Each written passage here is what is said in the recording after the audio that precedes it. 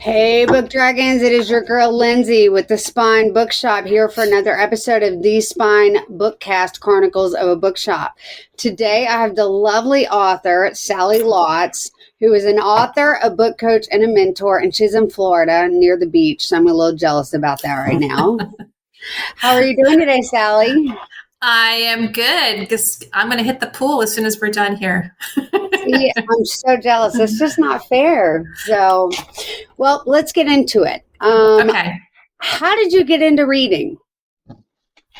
Oh my, that's an interesting story. I used to get dumped off at the library every Saturday, Sunday morning. Kind of not a good home. So my mom would but at least she dumped me off at a good place, right? So Sure, I would sure. spend, except for she would take my siblings, but she would just leave me at the library. So I'm not sure why that was.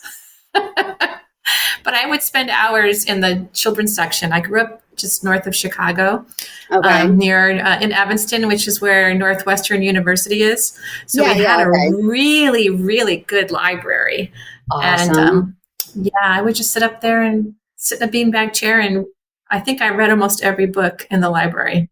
I love that. I mean, not that that's what you got dumped off, but I love that you read so much.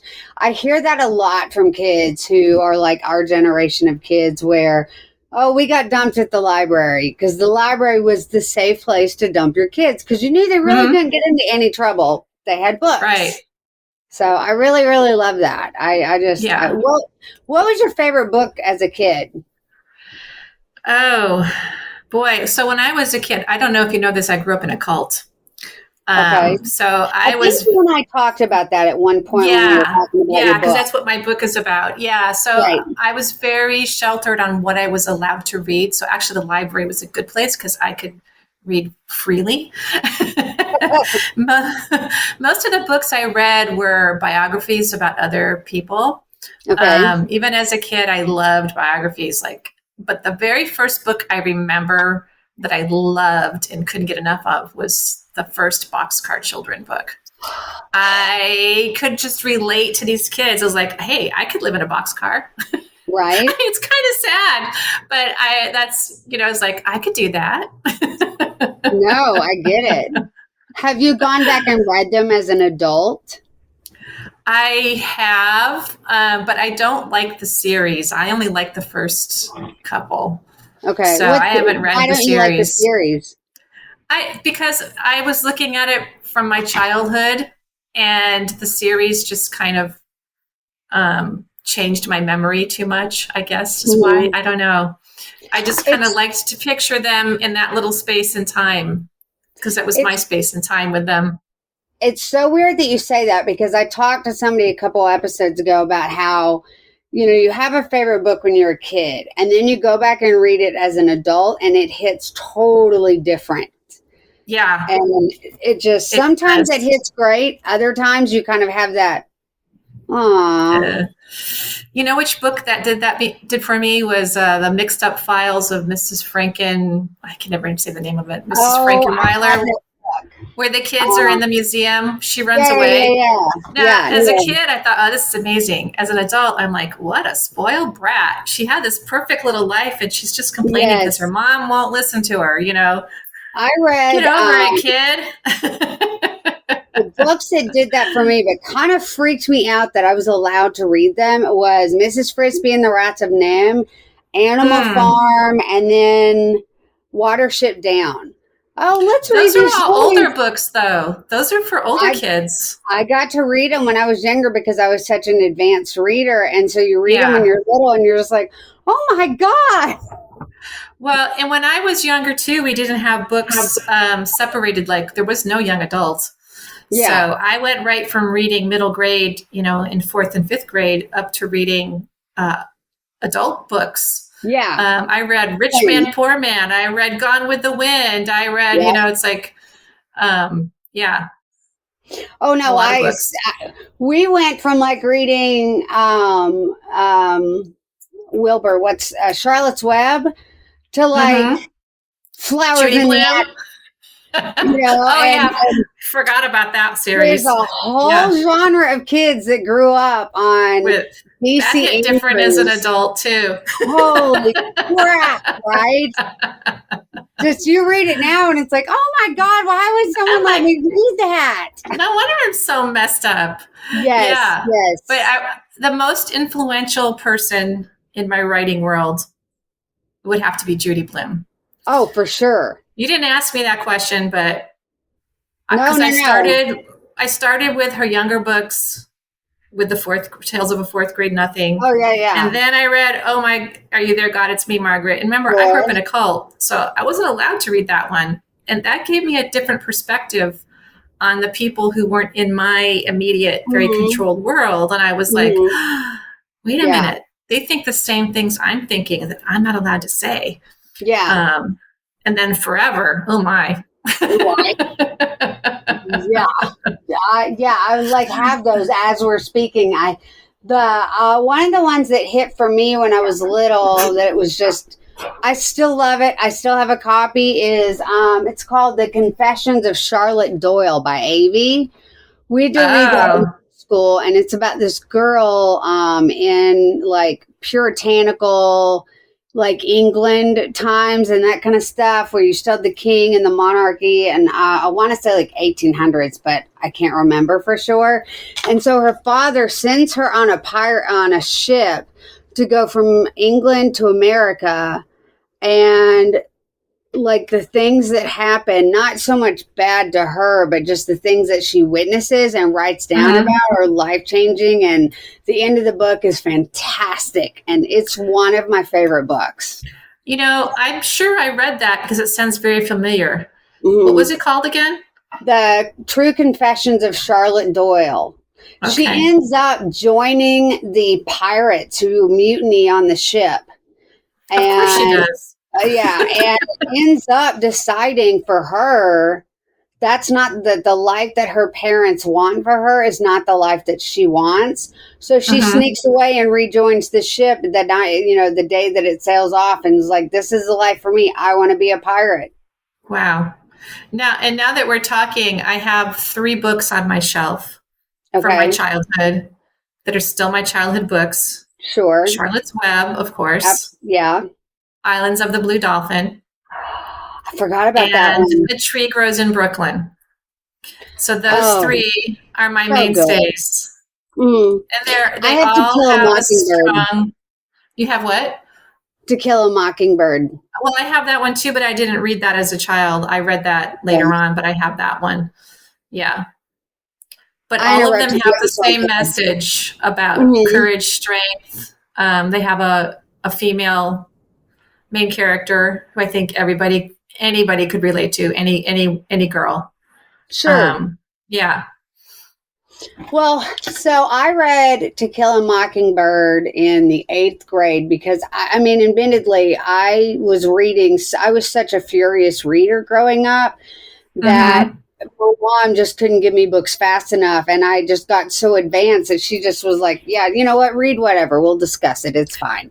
So I read To Kill a Mockingbird and was just blown away that there was all this racism and prejudice. And here was Atticus Finch in the face of his entire town taking on this case that he knew was a sham arrest.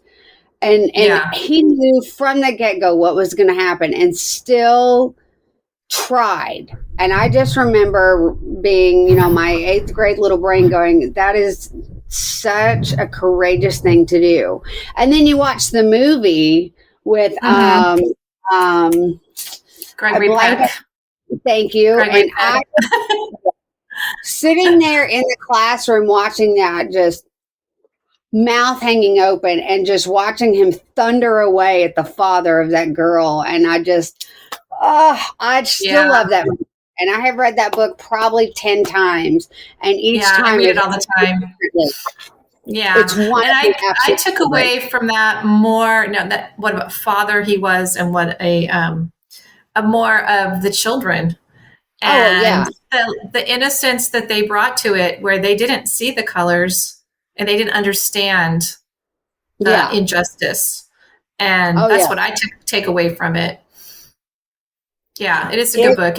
I think it's a banned book here in Florida, just saying. It doesn't surprise me. So your governor, Rick DeSantis, and my governor, Bill Lee, are both trying to do the same thing with the books and banning books. Like, if you want me to get on my high horse and pick a fight, ban a book. That's the first book I'm going to read, because I read a quote by Stephen King when I was in high school that said, if they're banning the book, read it and find out what they don't want you to know.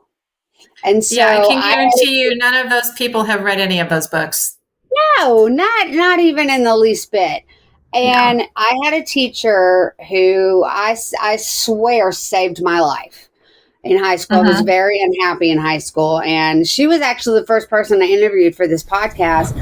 And I credit her with giving me the hope to get out of high school and find my tribe. And she would give me, if I didn't like a book, I'm like, this book is stupid. I don't understand why they're making us read this book.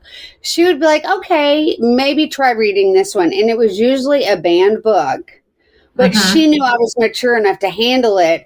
And then sometimes during lunch, I would be like, okay, I read it. I have questions.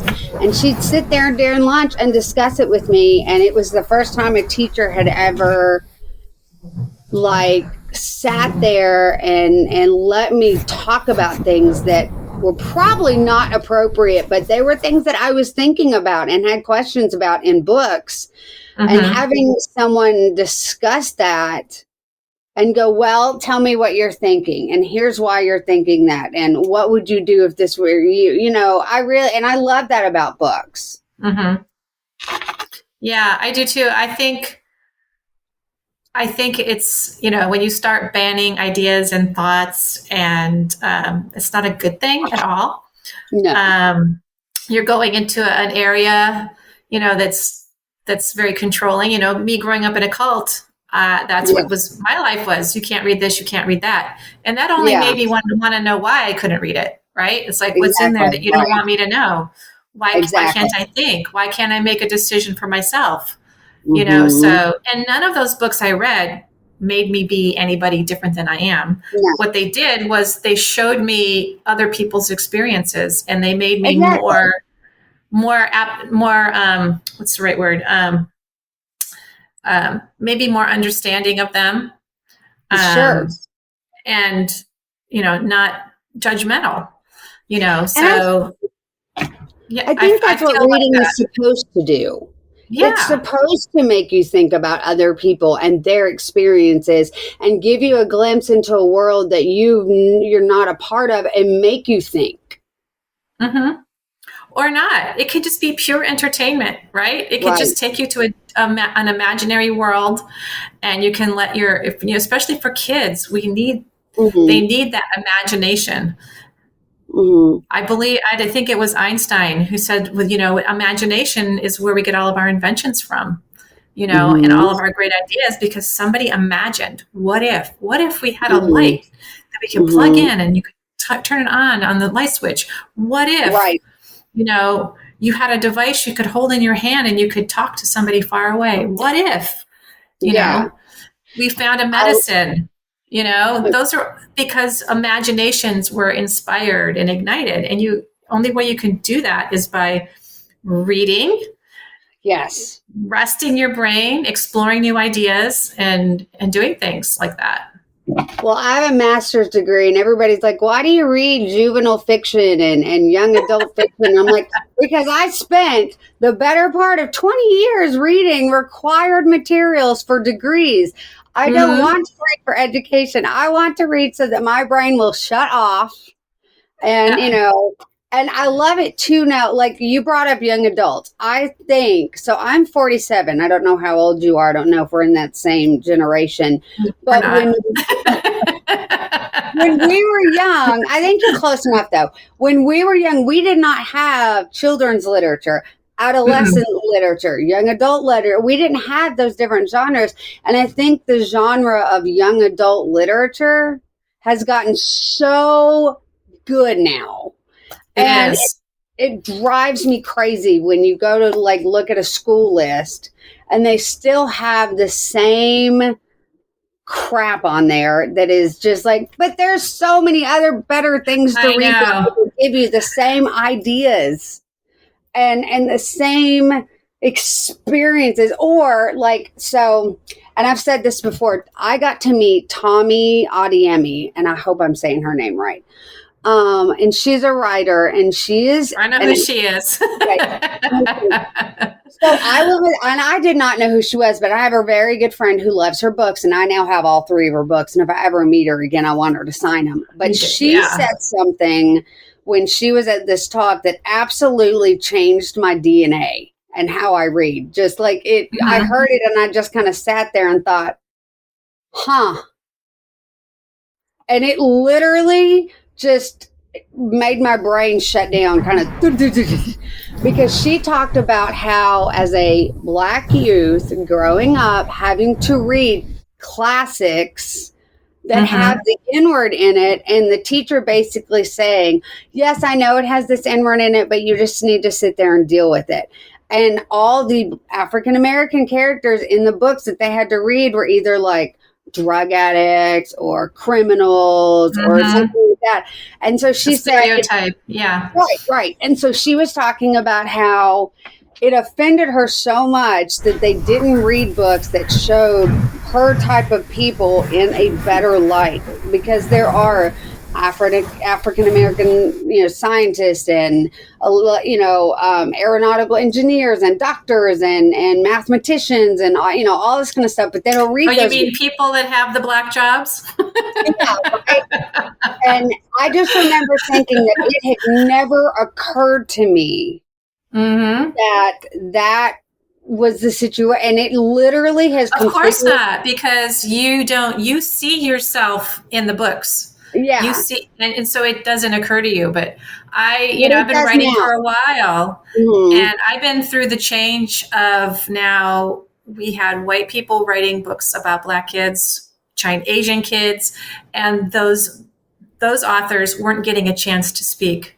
No. And so I am so happy now that I've seen this shift, and it's wonderful. I was at a Scholastic book fair, and there was this little girl who, was Latino, and she's looking for a book, and I show her the books, and it's all these pink books with this Barbie looking girl on the cover. And I was like, there's nothing here that even looks like this girl. And now when you go to the store, the covers actually represent our nation. Yes. Different colors. Yes. I love it. And then you also see kids who maybe have, I've seen a few where they're a wheelchair, or they're deaf or something like that. So it's great, because kids need to see themselves represented. Absolutely. Yeah. And so I saw her speak before my book club, and now that before my bookshop, and now that I have my own bookshop, that just sits in the back of my head all the time. So we have like an African American section, we have an Asian section, we have a Latin American section. I make sure that I have something for everybody, because representation is so incredibly important in books. And like, look at The Little Mermaid. When when I can't think of what her name is, but when she was cast and she was Black, and you see all those videos of the little girls who are Black, and mommy, she looks like, I was crying. I was crying too. And then all the uproar, like, the mermaids can't be Black. I'm like, mermaids are imaginary creatures. They can be green. They can be any color. Yes.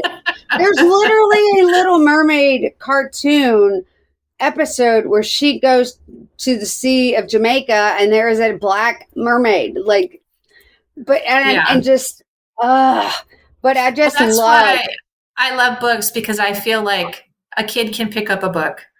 Absolutely. And can be anywhere, take it anywhere, and they can see themselves. And you know what? When I go read books, I just pick a book. I don't care where it is. It's just the fiction section. I'll just pick it. But what's interesting, I was going to say, we were talking earlier about the young adult genre and not having the genres or the different age groups.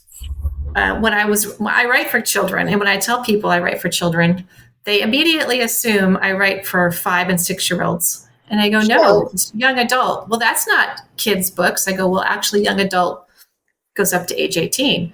Right. And then they try to get their idea of what young adult books are. And I go, well, you've probably seen a lot of movies that are young adult, like Divergent, the whole series with, Katniss Evergreen. Okay, those are all young Hunger adult. Games. Yep. Hunger Games. I went on and on and on, and I go, and then you have Harry Potter. He's middle grade. That's also the age group I write for. And then they get it. But we didn't have big books like that. Mm-mm. We had some, but they weren't, you can't read that. I think A Wrinkle in Time would have been the closest, like, middle grade series type of thing. C.S. Lewis. More than one book. Yeah. Or Lion, the Witch, and the Wardrobe series. Yeah, that series. Yeah. But we didn't have, like, what we have now. Yeah, there was very few. Yeah. So, yeah. But I'm excited for that. I like where our book industry is going. I Publishers are starting to, or have been for a long time now, at least the last 6 or 7 years, opening up. I say this too, every single time that I see a remake. So you're one of the authors that's in my bookshop, because I have 3 bookshelves of local and independent authors, and I've tried really hard to grow that. And I always try to talk when people come in the shop, oh, I've got this great author you might like, or what have you. Mm-hmm. And I actually got someone to buy your book at one point because they were looking for like a autobiography, true crime, nonfiction kind of book. And I was like, I have a great book for you. And so every single time that I see a movie being remade, I just want to go to my bookshelves. What? We have so many. There's so many other stories that you could be telling. We don't need a 9th remake of A Star Is Born. It was really good, and I really loved it. I liked that one. However, they're making Freaky Friday over again. It's like, come on. Like, why? That's a story that's so old. Just look at the independently published authors. Yeah. Look at the authors that book clubs are reading. Mm-hmm. It drives me crazy. Like, they're getting ready. I just saw a trailer for Harold and the Purple Crayon this morning. This morning. I was screaming no at my computer because it's got a good cast, don't get me wrong, but they've made it into this big fantasy action movie, and it's just like, no, it's just a little kid drawing with his purple crayon. No, it's a grown adult drawing stuff with, and I'm just like, did y'all read the book? I don't think I'll read the book. I have a great book that would make a wonderful movie. I mean, right? Like, I've got a friend who I found out, we don't really know each other anymore, but we knew each other in high school. And I want to send him some of y'all's books and be like, I know you work for a movie studio. I would love to send you these books, and I would love for you to consider whether they would make good movies or not. You should do that. I'm gonna ask him, because I just like, I don't want anything. I don't want any money. I don't want anything. These are considerate. Like facilitate you. Yeah. On my cost, I would like to send you a book. I would like you to read it and see if you think it would make a great series, because some of you guys, all of you guys, what I'm saying, all of you guys, I try to read as much of the books and the local authors as possible. And some of them just floor me. And I just, why is this not a TV series or a movie? Yeah. Like, your thing would make a great movie. Yeah. The thing with mine is I've had people message me, strangers, they found me on Facebook or something, and they said, I was late for work this morning because I was reading your book and I couldn't put it down.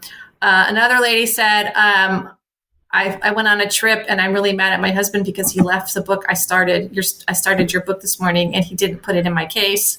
I don't know. He did something with it. I had to buy the Kindle version so I could finish it. Everybody reads it in basically one sitting. They get into it and they're like, ugh.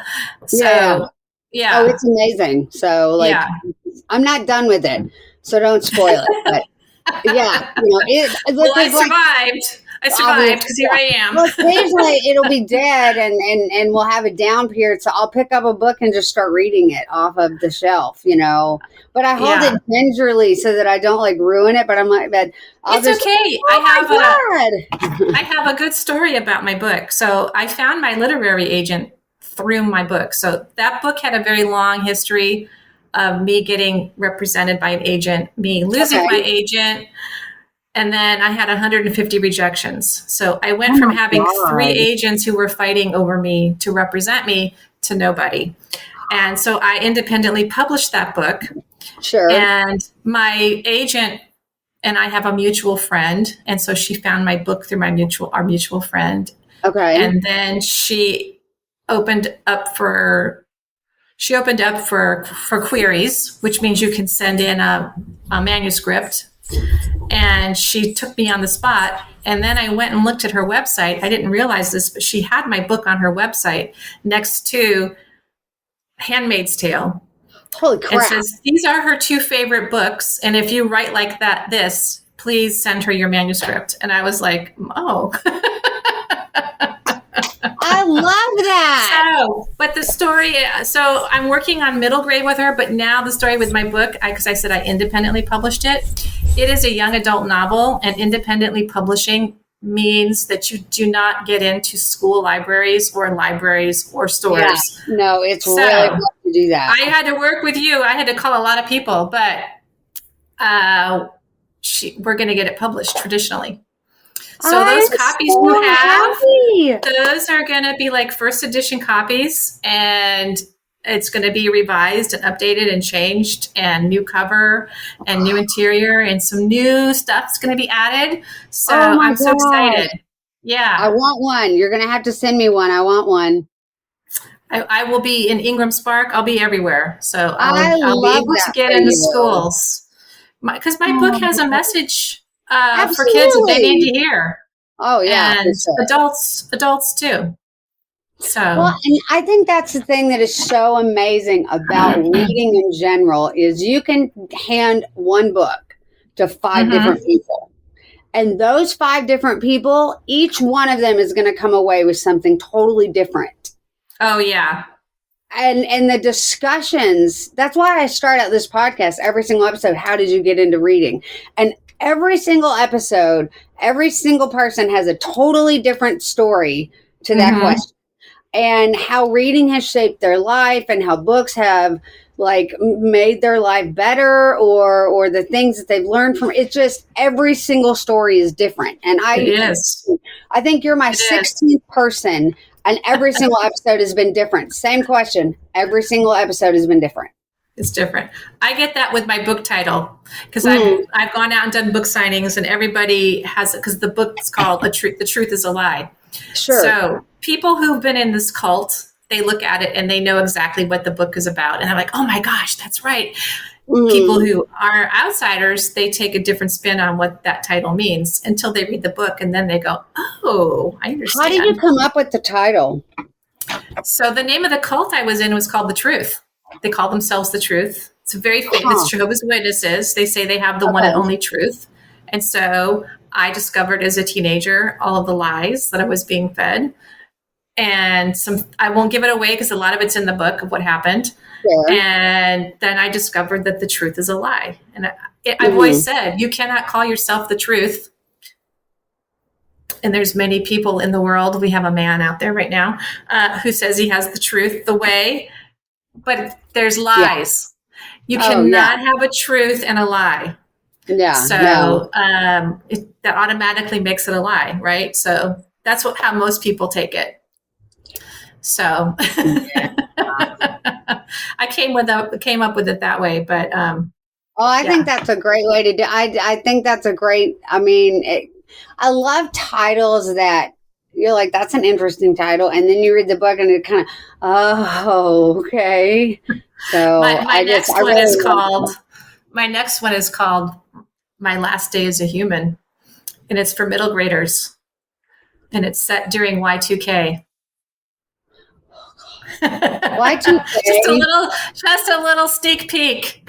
So what's coming? Y2K was so weird for me because my mom gave me cash just in case ATMs crashed and stuff. And, because you're young, you're just like, yeah, okay, whatever. Okay, Y2K is coming out. Yeah. Yeah. But then nothing really happened. Nothing and it was happened. just like, okay. Yeah. But it was this little blip. I write for middle grade, so middle graders don't know what it is. But it makes a great twist in a book if it really did happen. Oh. So that's where I go with it.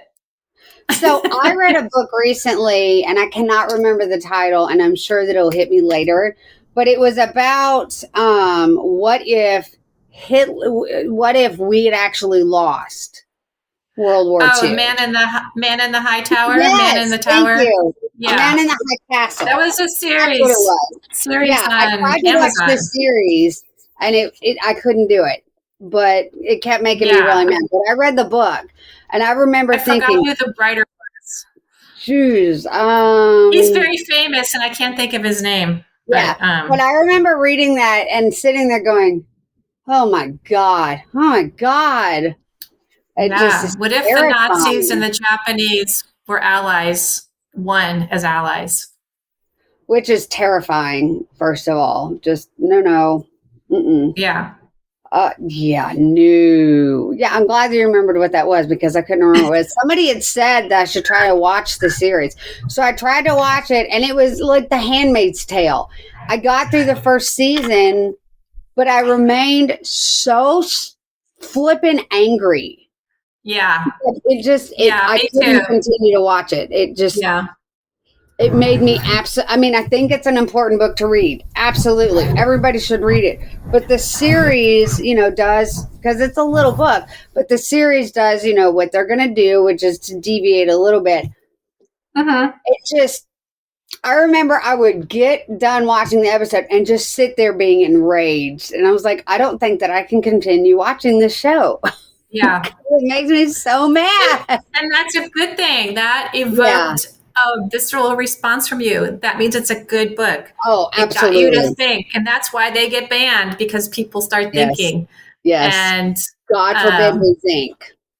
If it's banned, you should want to know why. Yeah. Well, it's like Fahrenheit 451 is one of my favorite books too, because the main character starts out over here, and by the end of the book, he's on the other side over here and willing to sacrifice everything. I read a book in college that was for middle grade that still to this day freaks me out. And I can see it happening now. Have you ever read the book Feed? It sounds familiar. I've read so many books. Right? If I hear the premise of it, I'm like, oh yeah, I read that one. So Feed is a dystopian novel by, I'm looking it up right now. It's by M.T. Anderson. Okay. And it's about a society that kind of, so for example, Google says it's an award-winning futuristic story about the strange thoughts, emotions, and actions of people who are controlled by the feed.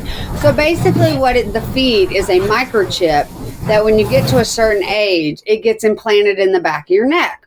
And it's basically like putting a computer in your brain. And you can chat with your friends on instant messaging all in your head. You can order stuff. You can read stuff. You can watch a movie. I mean, every single thing, but it's in your head because of this chip, right? Okay. Except for this, and everybody's fine with it, except for this small group of people that it's a small percentage that when they put the chip in there, but their body rejects it.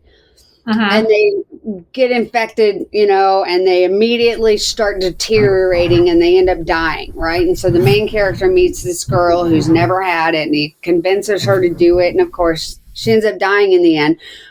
But the way she dies is it's so horrible. It's a mental deterioration. That is so, and I just remember thinking I would rather just not have that ever. And it just freaked me out.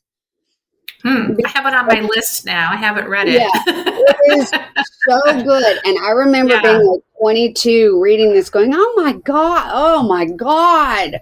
And now you look at all these people and myself included, how attached we are to our phones and our I literally have a laptop, a computer, and an iPhone and an iWatch.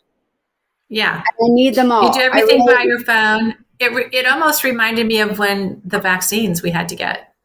Yes. You know, that's just, when you're saying that, that's what I'm thinking. But we're attached to our devices. And I mean, to be honest, if I lost my phone, I would probably absolutely freak out because it has my calendar, my contacts, all my notes, like every single thing that I would just freak out. And I just, and yet here we are. Here we are. Attached to devices that we're desperately dependent on. And whenever I hear like a hospital that has been hacked and they can't get medical care to their patients, it just, oh God, I need to get off my device and I know, get off the news. Go read a book. Yes, I can't watch the news anymore. Go read a book. But those are thought-provoking. And that actually sounded like it could have been an episode of Black Mirror. Yes, absolutely. It reminds me of an episode of Black Mirror, and the fallout from her death and the way it impacts the main character is just gut-wrenching. And I just remember being a teenager sobbing at the end of the book. And I can't even. Like, why did you make us read this? I can't. I'm going to read that next. Yeah. And I'm going to bring up a question. You didn't ask this one, but I'm bringing one up because I'm a book coach, right? Sure. So I get asked this a lot by people who want to write their books. Sure. I'm just going to use AI to write my book. No. And I have several reasons why. One, you don't have that human connection. No, you don't. AI may have people behind the scenes like feeding information in, but it doesn't have a human heart and human brain, right? No, I agree. It's still just information and technology. I do use AI. Sure, I do too. I use it for brainstorming. I will plug in, give me a title for this, and I'll put in like 5 words. And half the time it'll give me, 5 titles that I don't take, but it gives me an idea for another one. Or I'll ask it, I'll just ask it basic questions. I'll use it for brainstorming. But what would be better is if I was brainstorming with my 5 friends, my 5 writer friends. But we can't always do that, right? We can't always be with your peeps doing that. But agencies are now checking, literary agencies are now checking to see if you've used AI to write your book, any parts of it. So I did ask AI to write me up a witch's spell. I said, could you write me up a witch's spell from 1890 and it would be about this? And so it gave me some ideas and I didn't use that. But what it did was it sparked me some language ideas and some ways to write the stanzas. The only time that I really use AI is if I write something out and then I put it in AI and say, can you help flesh this out a little bit? So it's my words. It's just like with Grammarly, checks the grammar. I use Grammarly. Yeah. So I think AI has its place. Yeah. But I think to use AI to write your novel or having AI write your novel is that's cheating. Yeah, it's not only cheating, but you're not going to write something that's going to affect change or going to have anybody think or cause a child to, go into an imaginary world and think about it. Even for the artwork, I have a hard time with people using it for the artwork. Yeah. Because we have so many wonderful artists. Use AI for something like doing your dishes or cleaning your house. The mundane tasks that you don't want to do. But for creativity and imagination, we're going to start losing those things because we're not teaching our kids to do it. No, we're teaching them everything is here on the phone. And when my kids were younger too, everything's a movie. We wouldn't watch a movie until we read the book. Same. And it encouraged them. They're big readers. It encouraged them to read. It wasn't a punishment either. It was like, oh, this movie's coming out. Oh, now we got to read the book, So it's funny that you say punishment, because I say this a lot too, that, with reading, the problem with reading in schools, and I think this was a big problem for my generation too, is that reading was treated as a chore. It was taught like, you have to read these books because we have to then take these tests on them, and this is the required reading list. So it was taught as if you have to do these things. Yeah. Whereas, and I've said this before, it should be taught as a, let's go on an adventure. We're going to read The True Confessions of Charlotte Doyle, and we're going to go on a pirate adventure with sailing and a mutiny and captains and pirates and fights, and we're going to have this grand adventure. And, when we're done, we're going to take a little test to see how much you retained. Or we're going to go and read this see what you learned or what you remembered or what, Yeah. We're going to read about this friendship between a spider and a pig and a little girl and a spider who can write. Right. Yeah. I absolutely cringe when I'm in a bookstore and I see a child, and it's usually a boy. I'm not going to genderize, but it's typically a boy. Right. Who will go up to, like the graphic novels section, but for the littler kids, not the older ones. And mom or dad, that's not a real book. Go and get, and it's like, go and get a real book. And I'm like, holy crap. You just told your kid not to read. Let them read the graphic novel. It has pictures. So what? Maybe that's how your child reads. Maybe they get more out of the book. I had a niece that had to read Othello for one of her classes in school. And Othello was my absolute favorite. It's hard to read, though. Yes, but it is one of my favorites. Well, I have a graphic novel of Othello that is so beautifully illustrated that it makes me gasp every time I look at it. And it is written in updated language. Right. And so I sent a copy of it to her and I said, look, read this graphic novel while you are reading the actual story. Read it back and forth.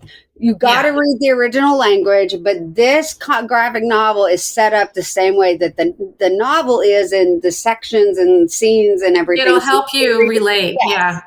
Yeah. And it absolutely changed how she reads Shakespeare, because I love Shakespeare. And so she has a graphic novel for every single Shakespeare play. Oh, good. So you can read that. That's how she reads it. Book. It's not a real book.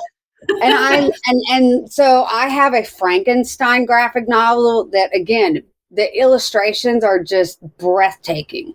And then I also have one like Lore Olympus is a new one that's come out that I have clamored to read it as fast as humanly possible. And I've read the whole series at least 2 or 3 times.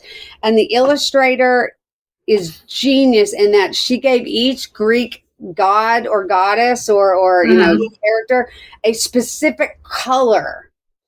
Okay. And so like Persephone, and the whole story of Lore Olympus is Persephone and Hades. Persephone is this bright electric pink, and Hades is this bright neon blue, and like Apollo is this yellow that's not a pretty yellow. And so each character has a specific like tune of colors, and the story is great, and it is 100% a graphic novel. It's like that. Each book is like that thick, and the story is amazing, and I love it so much. And I discovered that graphic novel on a comic book website and immediately was, what is this? And just tried to read as much as possible. And so I now have them all like, I think the 6th volume just dropped. And even though I read that online, I don't care. I want them so that I can look at them.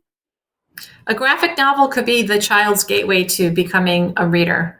Yes, I literally have graphic books novels without pictures. But if your child, like me, I had dyslexia. It was hard for me to read some books. Yeah, I've read them, obviously, but some kids don't comprehend. So you've got to give them something that they enjoy. they can relate to. Absolutely. So. I let my kid buy any book that she wants to read. I'll look at it and I'm like, all right, if that's what you want to read, that's fine. Because I have rarely told her she's too young to read that. You know what I mean?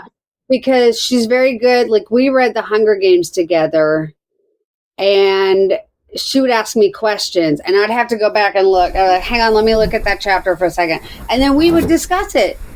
And she had very adult questions about the books for 11 and 12-year-old and it made her think, and she'd be like, well, that's stupid. Why would they do that? And I don't understand, why would they make that decision? And it was very adult questions for a kid to read. But I could see the gears in her brain working. Turning. I was so happy that she was thinking about stuff, Yeah. That's awesome. I love that. Happy. Well, we are almost out of time. I really appreciate you sitting down and talking to me today. Thank you so much. I enjoyed it. That went fast. I love it. Yes. So you should definitely go read Sally Lotz's book. And it's called, I got to look again because The Truth is a Lie. The Truth is a Lie. Thank you. I was looking on my bookshelf. I call it fact-based fiction. So it's my story growing up in a cult, but it's fictionalized. So it reads like a novel for a young adult audience, but a lot of adults will love it. Yeah. So everybody should come and get it at the Spine Bookshop. You can find it at thespinebookshop.com. And if you order it, we do free shipping, and I'll wrap it really neat. So thank you again, Sally. I really appreciate it. You're welcome. I think I signed your copies. I don't remember. I may have. I'll have to look. It's possible. So, thank you guys very much. Thank you guys for tuning in to another episode of The Spine Bookcast, Chronicles of a Bookshop, and we will see you next week. Happy reading. Bye.